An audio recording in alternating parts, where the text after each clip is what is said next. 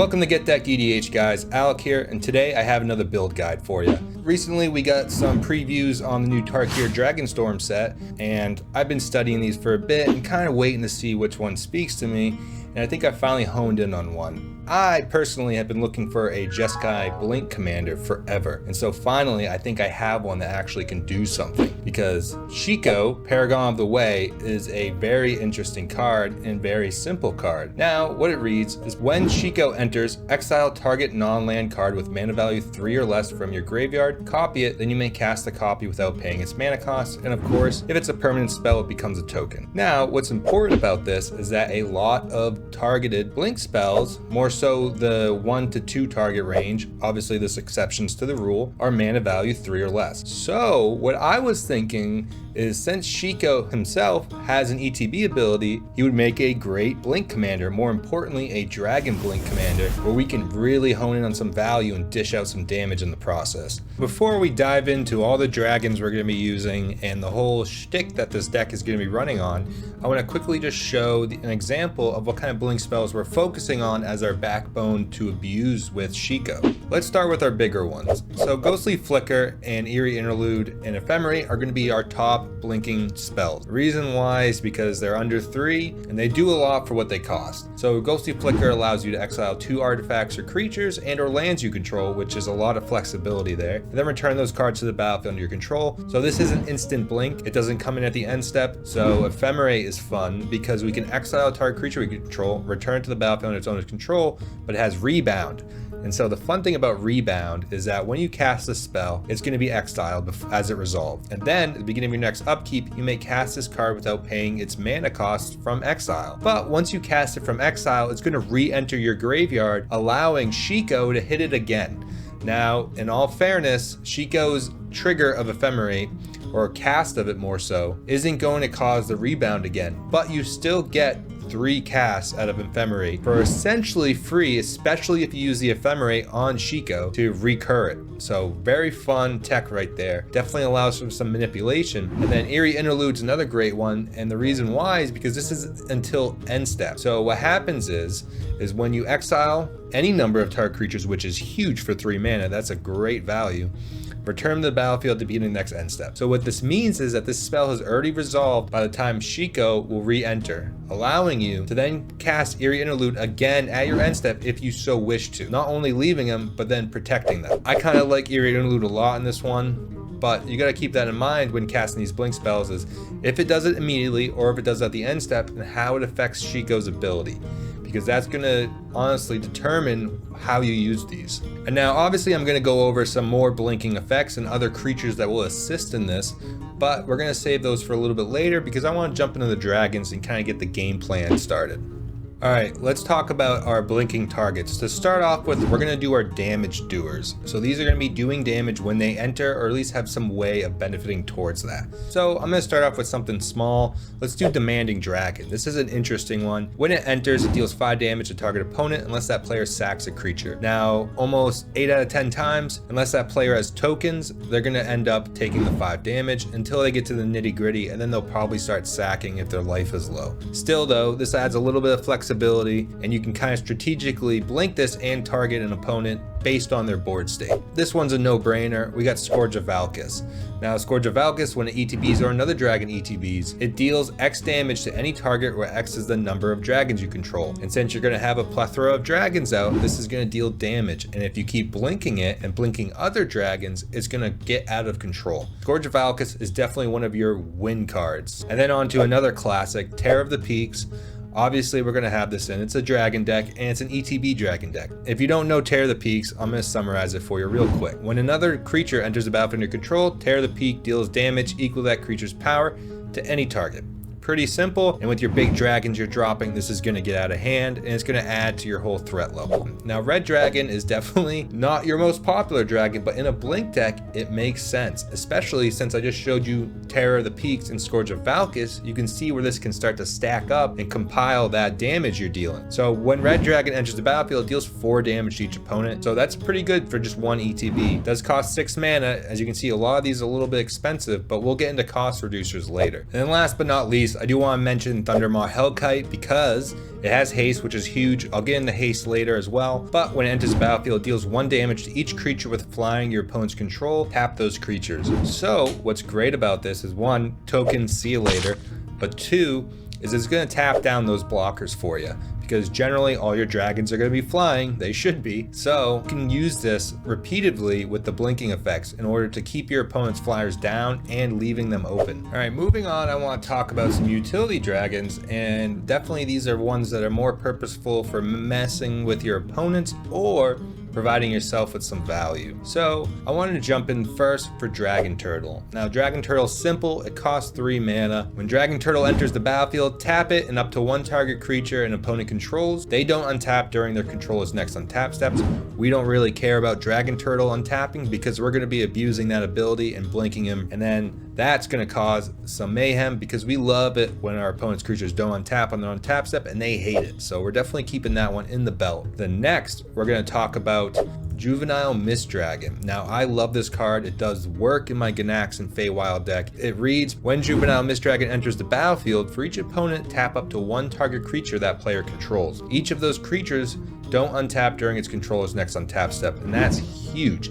It's essentially stunning 3 creatures with 1 ETB. This will keep your opponents tapped out and cranky. And now on to some of the better utility. I want to talk about Astral Dragon. Now this card is insane. Ignore that 8 cost. Doesn't matter. It's worth it every time. Because when Astral Dragon enters the battlefield, create 2 tokens that are copies of target non-creature permanent except they're 3/3 dragons in addition to their other types and have flying. So say you have a Panharmonica on your board or any other great, enchantment or artifact on your board. You can use Astral Dragon to make 2 copies of it, and they enter as dragons. So Scourge of Valkis triggers, yeah, there's 3 of them right there. Anything else that triggers on dragons ETBing, boom, you're there. And you can also target your opponent's permanents with its ability, and repeating this with blink just makes this out of control value. And then on to another classic value piece. We got Lathless Dragon Queen. This goes in almost any dragon deck that has red. Whenever another non-token dragon you control enters, create a 5/5 dragon creature token with flying, and then you can buff your dragons for 1 in a red. But with us blinking all these dragons, we're going to be creating a bunch of tokens off Lathless, which are then going to trigger all of our other ETB triggers that we have for dragons. So all in all, Lathless is going to do a ton of work. Now on to a less popular but definitely specific dragon. I want to talk about Hellkite Corsair. Now this is actually going to be really good because when Hellkite Corsair enters the battlefield, you may put a commander you own from the command zone onto the battlefield. It gains haste, return to the command zone at the beginning of the next end step. So you can essentially not even have to play Shiko. You can just keep blinking Hellkite Corsair, getting your commander for a turn, using its ETB when you need to get your blink spells back or anything else that's mana value 3 or less, and then keep abusing this ability, essentially casting your commander for free once you get this Hellkite out. And now I have one last honorable mention that isn't necessarily a dragon, but is going to be a dragon almost 9 out of 10 times in this deck. So we have Spark Double. You probably know what it does. When it enters a battlefield, it enters as a copy of target creature or planeswalker you control, except it enters with an additional +1/+1 counter on it if it's a creature. An additional loyalty counter, but yada yada yada. And it isn't legendary, which is cool because we can copy any of our legendary creatures with this. And we can keep blinking it to make it adapt to our situation and what we need more of. Say we want 2 Lathlesses, we have it. Say we want 2 Shikos, we have it. Definitely a solid piece. All right, now that we wrapped up utility dragons, let's get on to some card advantage ones. Now we have not as many options as say we did with the other types, but we still have some great ones. So first off, we have Dragonhawk, Fate's Tempest.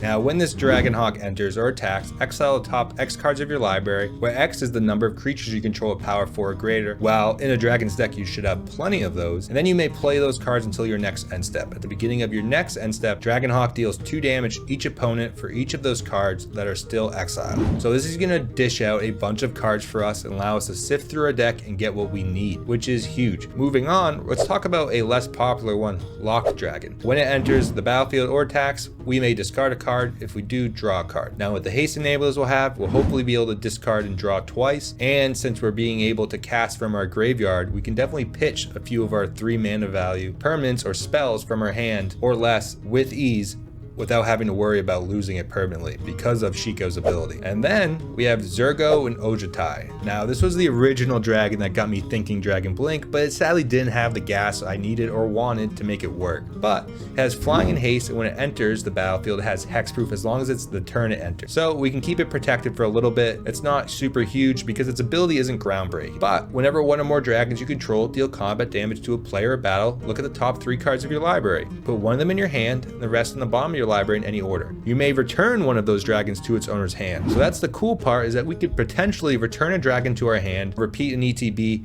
or say even protect something if we know something's going to happen in future turns. So it gives us a lot more flexibility, and then sifting through the top of our library so easily is amazing because we can get 3 triggers off this because it counts each player. That's definitely a solid way to get some card advantage. And then last we have Nullspine Dragon. Now this is an interesting one, and the timing on it is important because when Nullspine Dragon comes into play, you may discard your hand and draw cards equal to the damage dealt to target opponent this turn. So obviously we want to wait until after we've dealt some damage.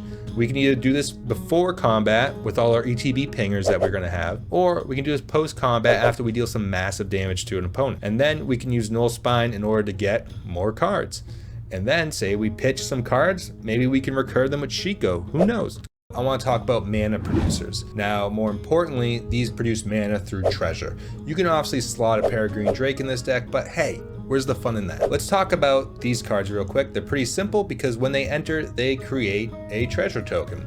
We obviously have Ganax, Astral Hunter. This is going to be the big daddy, and this is going to produce treasures with each dragon ETB because he triggers whenever him or another dragon enters the battlefield. And then we have obviously some standards ones. We have Swashbuckler Extraordinaire, which not only makes us a treasure, but it adds the utility of allowing us to sack a treasure to give up to that many target creatures double strike until end of turn. And then we have Patron of the Arts, which does the same exact thing as Swashbuckler, except when it dies, we also make a treasure. And then obviously we have Rapacious Dragon, which slips right into these two, except it makes 2 treasure tokens. So if we can get this on the board and start abusing it, we'll start getting some consistent ramp going. And then I want to talk about Galazeth Prismari.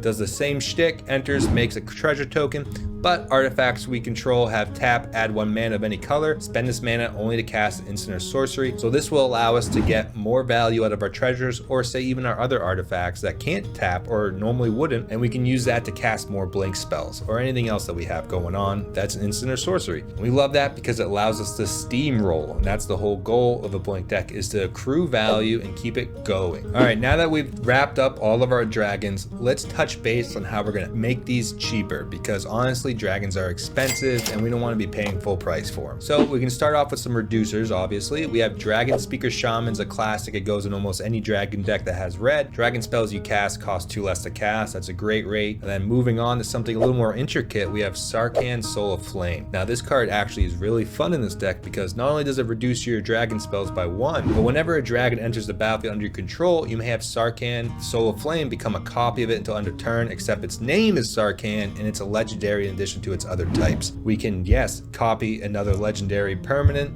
but it remains Sarkhan, so therefore we don't have to sack the original to the legend rules, and every time we blink a dragon, we're gonna be able to copy it again with Sarkhan, having him turn into it. And then moving on to our final reducer, obviously there's plenty of other reducers and you can slot as many as you want. Now Urza's Incubator is a no-brainer, except one thing to note is that this is gonna make all dragon spells cost 2 less, including your opponents, so use wisely. Regardless, you're gonna hopefully benefit the most off of this. All right, now that we have officially finished the dragons, the reducers were like a little trickle of the dragons, let's get into our remaining blinking permanents. I want to start with just the end step triggers. So these will only trigger on your end step, and they're great because they're consistent and they'll happen every turn. We have 3 of them to work with. We have Thassa, Deep Dwelling. This just lets you exile a creature at your end step and return to the battlefield under your control. Then we have Conjurer's Closet, which does the exact same thing. And then Teleportation Circle does the same thing, except it also will allow you to exile up to 1 target artifact if you needed to. I really don't see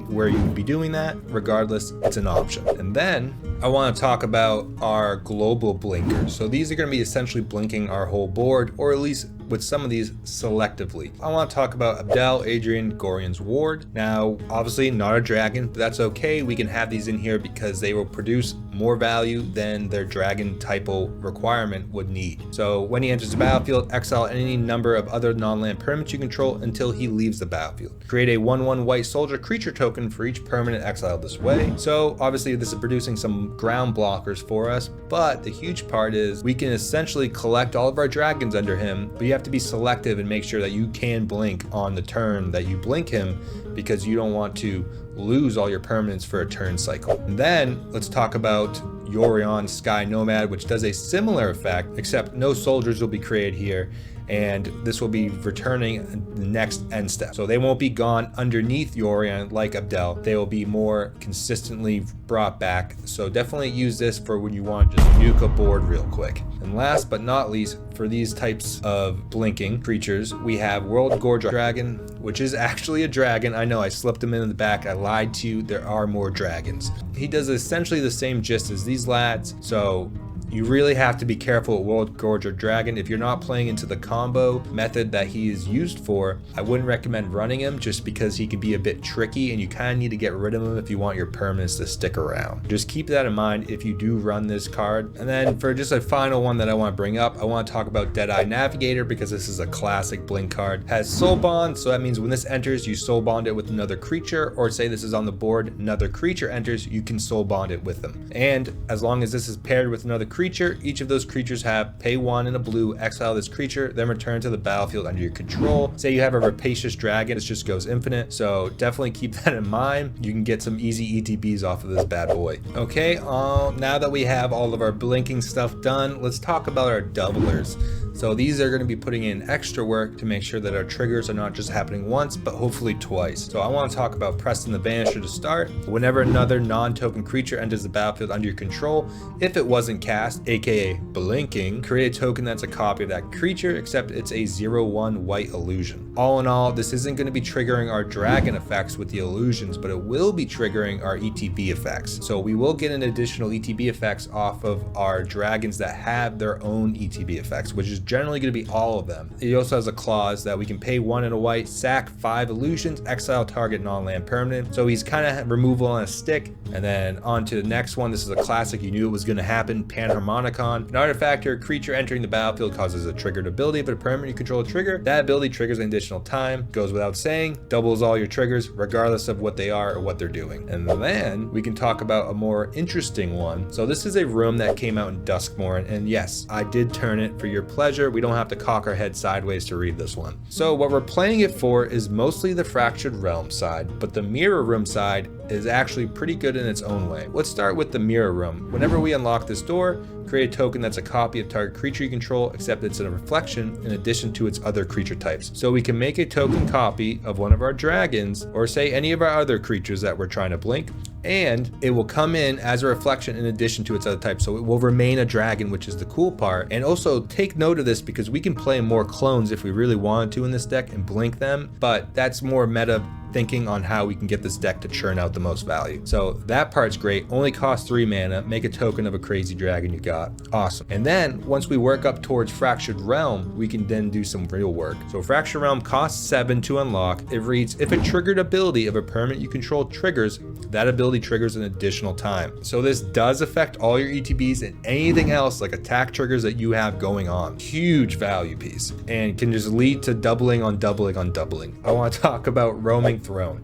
Now obviously this card is a goated card. It does do a crap ton of work. As Roaming Throne enters the battlefield, choose a creature type. We're probably going to choose dragons, and then is the chosen type in addition to its other types. And if a triggered ability or another creature you control of the chosen type triggers, it triggers an additional time. Obviously this is really honing in on the dragon aspect, and it will do doubling for you, but keep in mind that we're not just running dragons, we're running a support cast of non-dragons, so it's definitely not essential, but It's an extra punch. It's definitely a win more card, so keep that in mind if you choose to slot it. Now that we know how we're blinking things and getting more triggers off the things we blink, let's talk about ways that will damage our opponents, that will actually win us the game. So I want to talk about damage ETBers here, and more so payoffs in general. So we'll go over some things that aren't necessarily dealing damage on ETB, but kind of contribute to the goal. Obviously, we're going to have Perforos, God of the Forge in here. Whenever a creature enters the battlefield under control, it deals 2 damage each opponent. Pretty simple, pretty straightforward. If you're in a blink deck